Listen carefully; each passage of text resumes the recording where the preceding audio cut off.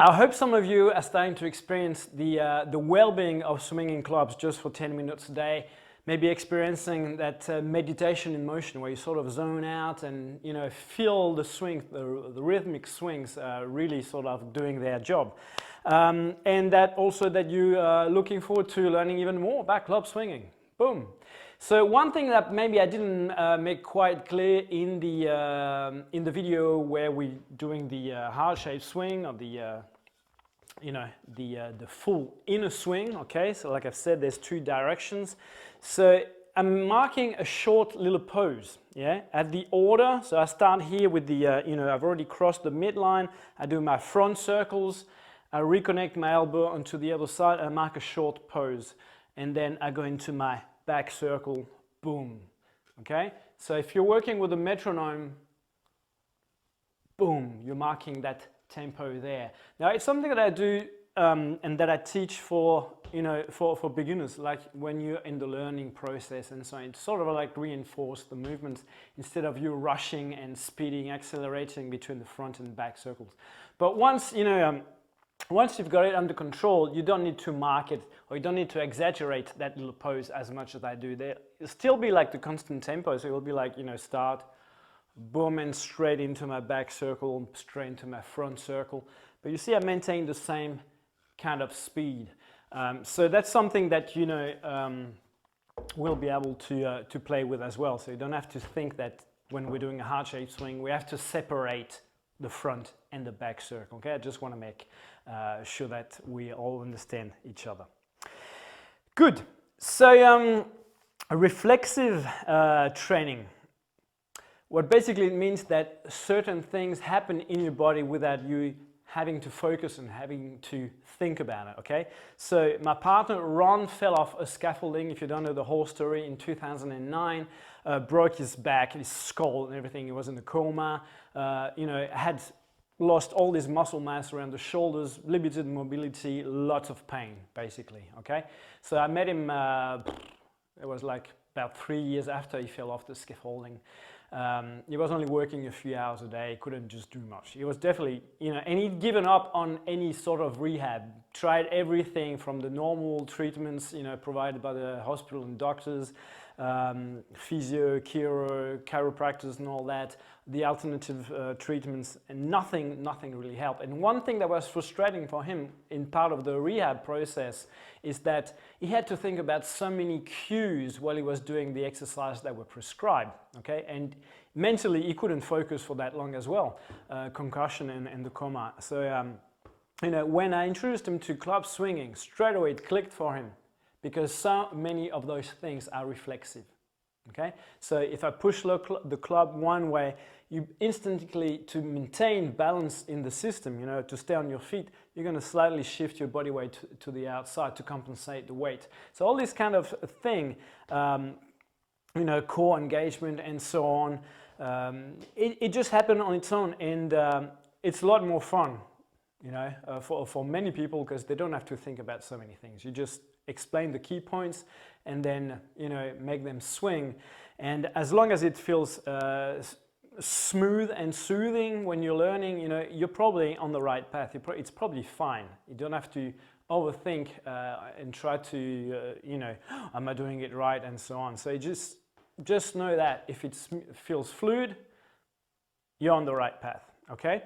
So that's really something that's interesting about this kind of training for the clubs, or to some extent for the kettlebell as well. We still got that balance, pendulum kind of effect, right? Good. So another thing I wanted to touch on is the difference in clubs. Boom. So we're gonna look at those. They are here. Okay. So these type of clubs with a really long handle and the weight distributed towards the end of the club is what you call the New York style, okay? These, of course, are teardrops, and you can see like there's even more weight distributed towards the end, so it's a different feel. Even though it's a short club and a very light club, actually spins kind of aggressively, okay? And so basically it's a deadly weapon, this thing, compared to that. This would be slow if you were to use it as a weapon to drive somebody, but this carries a lot of impact, Okay. Now on the opposite spectrum, we've got the mudgar, and there is also a type of clubs, they were called the Boston clubs, that resemble this, or in idea, they've got a short handle and a really bulky body starting right from the start. Okay, here you've got the more wine bottle, a Perrier bottle, right, type of design. So New York style, Boston style, but of course this is a mudgar or, you know, a Kalakatai in India. This would be, you know, a starting weight, or just a bit off because it's 5.5, you know, but for somebody my size, 4 kilo is actually the recommended weight, and you would stick with that for about 6 months before you try to increase the weight of the club, okay? So to top it up, it's got that really thick handle. So they all spin differently, you know, and this is something you can experience with the palavendals. If you put 2 together, 3 together, if you put the inserts inside the handle, okay, it's also going to affect the weight distribution and the way the club spins. And at the end of the day, it's really personal preference, okay? Now the metal clubs, I'm not that much of a fan of them because the weight distribution feels really wrong, especially for the clubs that are under 6 kilos. They're very short and stubby, and you know, you're just like pushing them around the body instead of letting them swing.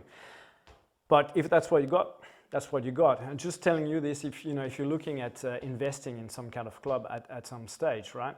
So the wood definitely gives you the best feeling, and the palavendal feels like a wooden club. If you put one of each in, you know, similar weight in the hands, you wouldn't feel a difference in the swinging. So that's that.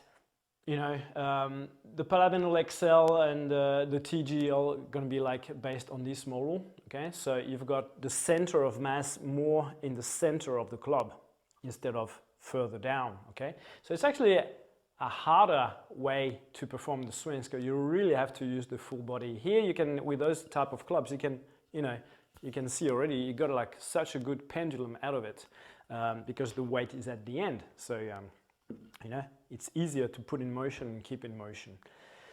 So depending on what you sort of like interested in, which style, you know, if you want to go towards the fancy, you know, lots of wrist stuff, you know, I would recommend the teardrops. And if you're more interested in strength and general conditioning, then, you know, something like that is really like tops. Now another thing, you know, a lot of debate about the type of knobs, you know, or even the taper of the handle and so on. But really, you know, traditionally the Kalakatai, the mudgars, the meals and all that, there is not one true shape. Okay, you'll find variation through all the traditional cultures. Okay, so here we've got a minimal knob. Here we've got a typical button type of knob. Okay. And really the only thing to think of, or you want to stay away from, is if something's got a really huge knob at the end, because that's going to get in the way of your wrist and that hand alignment here, okay? It's just going to dig in there, it's not comfortable. It forces, you know, a different angle on the club. This is why we love those minimal taper. You can't feel it when the club is in the prolongation of your arm. And that's the same idea with the handle behind the XL. You've got a reverse taper that gives you the purchase to grip, okay? And then that's all you need. So, but again, if you're going to do a lot of fancy type of movements, a lot of wrist circles and spinnings and all that, then you want a knob, you know, to be able to do the snakes, for example. You need some kind of a knob at the end that's bigger than a minimal knob. Okay, so I hope that covers a bit about the club designs and so on. If you're interested in developing strength, definitely something like a thick handle is a worthwhile investment. Or if you got palavendals, you know, even those clubs there, you can even put those adapters, the fat grips on them, and really work your forearms. Okay. Now, there was a question about breathing patterns. So the first of it, you know, is as much as you can, try to breathe in and out through your nose. Okay, stick the tongue on the roof of your mouth. Breathe in and out in a relaxed fashion. Okay, so the breathing, as a general rule, you just want to have like the breathing matching the rhythm of the exercise.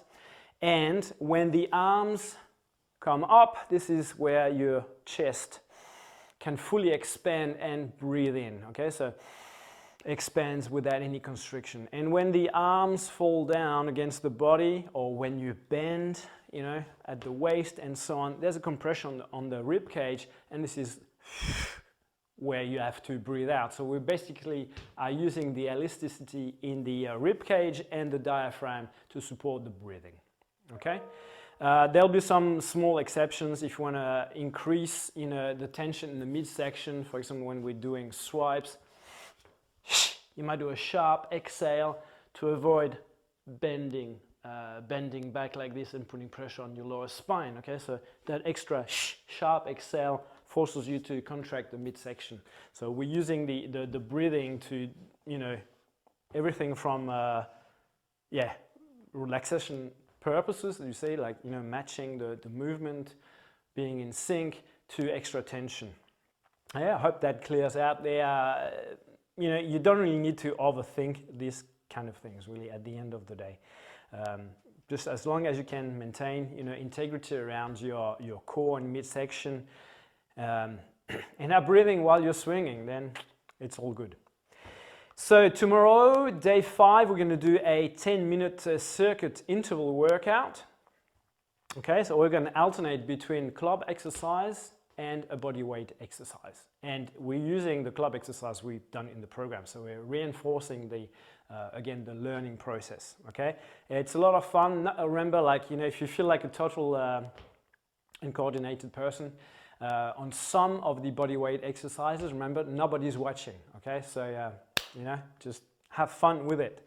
And if you like this type of workout, I mean, it's a very simple way to put a training program, and you can decide, you know, if you're going to do it a couple of times, 3 times or whatever. You know, again, you have to sort of, like, when you create a training design program, you have to take into account, you know, the levels of energy that you have. Is it realistic? Do I feel good today? So I can push a bit more, you know, do a workout a bit longer. And if I feel like crap, you know, just doing 5 to 10 minutes is maybe all you need, and you're actually going to feel better after those 5 or 10 minutes, okay? So you don't need to push it all the time. That's what I'm trying to say.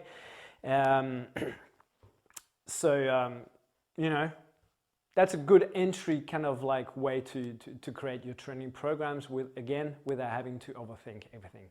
And the programs in our Hanuman workout series are built up that way, with alternating between simple single club exercise and body weight exercise, and everything gets more complex in each of the volume that we have. And we're using something called variability. So it's going to affect the order of the anything from the order of the exercise to the amount of training time that you have to do each day. So it's, even though you're doing the same exercise, that small amount of variability provides you some kind of challenge and new dimension to your training, so you're not just doing the same thing again and again and again, because that, we know, is a sure road to getting bored and stop making progress as well. Your body says, well, you know, I'm strong enough, I'm fine, I don't need to do any more. So if you want to constantly improve, you know, you have to challenge yourself. It's as simple as that. So the next step, I would say, for your club swinging journey is that you can repeat the exercise that we've covered and try to practice to music or metronome. So you try to keeping that similar tempo, you know. So you find a reference point, like I showed you for the inner full swing, you know, tuk, tuk, tuk, tuk, tuk, tuk, tuk, tuk, tuk. Okay, so you got a metronome. Metronome is the best, in my opinion, to get started, because you can pinpoint which beat exactly that you want, and there's not much distraction. You just have that sound that is there to remind you to keep the beat. When you get a bit better, then you can have music, you know, and you need to find the right type of music or the right track to swing along, because, you know, if you're playing some death thrash metal at 180 beats per minute, it's really going to be hard to keep up to it, okay, basically. And then another dimension you can add is just putting a blindfold or closing your eyes and practice, you know, the moves that we've been doing. So you start internalizing in really developing that sense of awareness while you're swinging clubs. join the 21-day challenge. That's the next progression, the next free course. This one is run over YouTube, so you can start when it suits you and do it at your own rhythm. Okay, so you should really check it out, the trailer, the reviews, and so on. One more thing I want to say, well, yeah, I don't have a Chiji right now today, is that all our clubs, all the wooden clubs here are made by hand by Ron, right here in this very building, just at the end of the building. He's got the workshop there, the turning, you know, now I'm mixing all languages, you know, Danish, French, English, but the bench, turning bench, the lathe, that's what it's called in English, that's it, you know, and it does everything here, okay? So you're really supporting a small business by buying from us, okay? So that was a bit of promo there. Good. If you're going to do 21-day challenge, one thing you're going to need to work on is the back circles, okay, in both directions, and I'll link a video on YouTube so you can easily find, you know, to reinforce the technique again, get some new tips and so on.